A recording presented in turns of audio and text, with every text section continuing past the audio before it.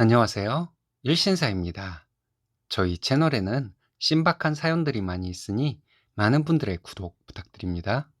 이번 사연은 결혼 후에 가서야 가면을 벗고 본색을 드러낸 시어머니를 대성통곡하게 만들어 주었다는 며느님의 사연인데요. 함께 보시겠습니다. 결혼 전에 시어머니에 대해 잘 모르고 모시고 살고 싶다는 생각도 했던 사람입니다. 제가 잘못하면 욕도 잘하고 성인이 된 이후에도 등짝을 후려치기도 하던 친정엄마와는 대조적인 모습이 너무 좋았어요. 말씀도 부드럽게 하시고 항상 밝은 표정으로 사람을 대하시는 시어머니에게 반했던 것 같습니다. 시어머니는 겉과 속이 많이 다른 분이라는 것을 나중에야 알게 되었어요. 그리고 가식적인 표정과 말투도 언젠가부터 사라지더군요. 주위 친구들에게 결혼 최대한 늦게 하라고 말하게 되었습니다. 결혼 초반까지도 시어머니와 저는 사이가 정말 좋았어요. 둘이 장도 보러 다니고 밥도 먹으러 다니고 했는데 친구들이나 회사 동료들은 신기하게 생각하더군요. 시어머니와 둘이 밥을 먹으려는데 남편이 끼겠다고 하면 오히려 부담스러울 정도였습니다. 결혼한 지 한 달도 안 되어 시어머니는 잔소리와 지적을 시작하셨어요. 잔소리를 할 수도 있죠. 그런데 그게 통화를 할 때마다, 만날 때마다가 되니 진짜 힘들더라고요. 저희 식기세척기 산다고 했을 때 왜 반대를 하셨는지 이해가 아직도 안 갑니다. 설거지 그까짓 게 뭐가 힘들다고 사냐는 말씀. 결국 식기세척기를 샀는데 그 후에도 괜히 왜 돈 들여서 그런 것을 사냐고 만날 때마다 잔소리. 제가 회사에서 회식이 있거나 친구를 만나거나 하면 여자가 퇴근해서 집에 안 오고 어디를 다니냐고 시댁 무서운 줄 모른다고 하시는데 너무 어이가 없어서 뭐라고 반박을 해야 할지 모르겠더라고요. 시어머니 앞에서 남편이 회사 동기들과 약속을 잡는 얘기를 했는데 약속 날짜가 남편과 제가 어디 가기로 한 날짜였습니다.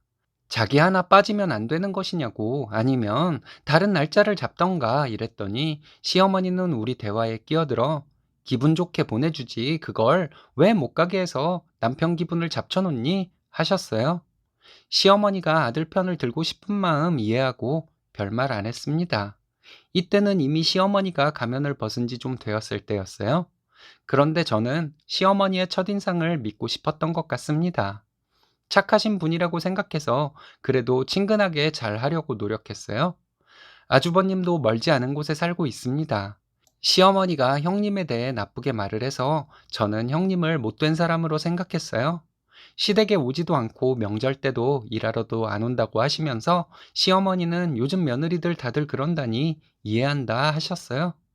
그때는 이렇게 착한 시어머니가 어디 있다고 형님 참 못됐다 생각했습니다. 신혼 때 제가 한번 형님과 마찰이 있었어요. 아주버님과 남편이 말다툼을 했는데 시어머니로부터 저만 소환되었습니다. 시어머니 하시는 말씀이 내가 며느리들이 필요하겠냐고, 며느리는 그냥 아들이 좋다 해서 받아들인 것이라고, 남의 새끼는 들어와서 내 새끼들 의상하게 만드는데 내가 가만히 있지 않겠다고 막말을 하시더군요. 남의 새끼 필요 없다는데 저도 시어머니에 대한 마음을 접게 되더라고요. 지금까지 내가 뭐하고 살았나 하는 생각에 시댁에 일이 있을 때도 남의 새끼인 저는 빠져주게 되었습니다. 그래도 기본은 했어요. 한 번은 시어머니의 간섭과 잔소리 때문에 남편과 대판 싸웠는데 다음 날이 주말이었어요. 주말에 시댁 식구들과 저녁을 먹기로 했는데 가서 아무 일 없었다는 듯이 잊지 못할 것 같아 몸 아프다는 핑계를 대면서 다음에 찾아뵙겠다고 했습니다. 토요일 내내 전화로 소리 지르고 막말도 하면서 다음 날인 일요일에 무조건 오라고 하시더군요. 남편도 제가 시어머니 전화를 받을 때 집에 있었습니다. 시어머니가 이렇게 욕지거리도 잘하는 분이시구나. 소리를 지르는 것도 우리 엄마는 시어머니에 비하면 양반이구나 하는 생각마저 들더라고요. 남편에게 그날 얘기했어요. 시어머니가 뭐라고 하는지 봐서 우리 살지 말지 결정하겠다고요. 우리 사이에 시어머니 일 말고 싸울 일 있었냐고요. 다음 날 시댁에 갔습니다. 너무 머리가 아팠어요. 이제 나는 이혼녀가 되겠구나. 지금까지 나를 괴롭힌 시어머니에게 나도 막말을 하고 이혼하겠다 생각하고 시댁에 간 것이었어요. 시어머니는 내가 모를 줄 알았냐? 너네 왜 싸웠냐? 우리 아들이 얼마나 착한데 괜히 싸웠겠냐? 네가 우리 아들을 쥐잡듯 잡으니 우리 아들이 참고만 있겠냐? 내가 귀하게 키운 아들이다 하더군요. 대꾸할 말이 너무 많아 어떤 말을 먼저 해야 할지 모르겠더라고요.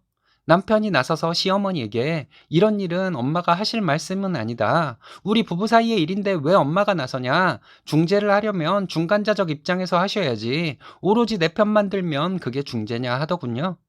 남편이 제 편을 드니 시어머니는 놀라셨나 봐요.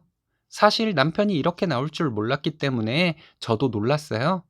시어머니 말씀이 나랑 한 약속을 어겼기 때문에 제가 당신을 무시한 것이라고 하더군요. 그게 무슨 말씀이냐고 물었더니 다른 설명은 안 하시고 당신과 한 약속을 어겼다는 말씀만 무한반복을 하셨습니다. 일전에 한번 어머님이 나와 형님을 남의 새끼라 하셨으니 이제 남의 새끼는 시댁에 오지 않을 것이라고 했어요. 아들 끼고 살고 싶으시면 제가 이혼해 주겠다고 했습니다. 시어머니는 왜 나에게 죄를 뒤집어 씌우려냐고 고함을 치더군요. 어머니가 우리 이혼하는 꼴을 봐야 시원하겠어서 며느리들을 이렇게 쥐잡듯 잡는 것 같다고 했더니 그건 또 아니래요. 나와 형님이 남편 형제 사이를 갈라놓는다고 했으니 며느리들 내쫓고 착한 아들들과 살고 싶다는 말씀 아니냐고 했죠. 시어머니는 내가 자식들을 어떻게 키웠는데 자식과 며느리가 자기를 이렇게 몰아세우냐며 대성통곡으로 마무리를 하셨습니다. 그 뒤로 남편은 저한테 무지 잘해요. 가운데서 중재도 잘했습니다. 시어머니가 말도 안 되는 소리를 하면 들은 채도 안 합니다. 저는 그 후로 시어머니와 연 끊고 이런 것은 아니지만 명절 빼고는 시댁에 안 갔어요. 시어머니는 지금도 가끔 주말에 전화를 해서 밥을 먹으러 오라고 해요. 제가 또 무슨 꼴을 당하려고 시댁을 가나요? 밥 먹으러 오라 하시면 무조건 밥 먹었다고 합니다. 3시에 전화해서 저녁 먹으러 오라고 하셨는데 밥 먹었다고 했더니 점심을 먹었겠지 이러시면서 오라 하시길래 방금 저녁을 먹었으니 못 간다고 했어요.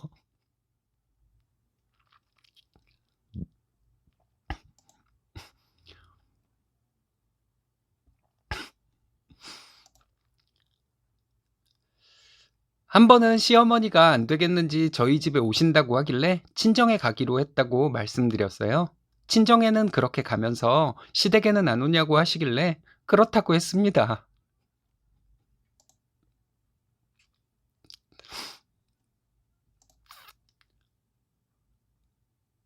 왜 안 오냐 서운하다 하시면 제가 무슨 말을 할지 뻔히 아니까 그런 말씀은 안 하시더라고요. 남편과 시댁에 불려갔을 때 정말 이혼하려는 생각이었어요. 그런데 남편이 저에게 그동안 미안했다고 하면서 자기가 이젠 어떻게 행동해야 할지를 알겠다고 했습니다. 저는 남편에게 무조건 제 편이 되어달라는 것도 아니에요. 아마 모든 며느리분들도 저와 같은 생각일 거예요. 자기 엄마라고 연세 있으시다고 등의 이유로 작정하고 며느리 괴롭히는 시어머니를 무조건 편드는 것은 안 된다는 것 뿐이에요. 암튼 시어머니 고집이 엄청나신데 본인 뜻대로 움직이지 않는 두 며느리 때문에 많이 힘드실 것 같습니다. 못된 며느리 글 읽어주셔서 감사합니다. 현명하고 당찬 며느님의 사이다 글 잘 읽었습니다. 일이 잘 해결되어 다행이네요. 뒤늦게나마 남편이 쓰니님 편이 되신 것을 축하드립니다.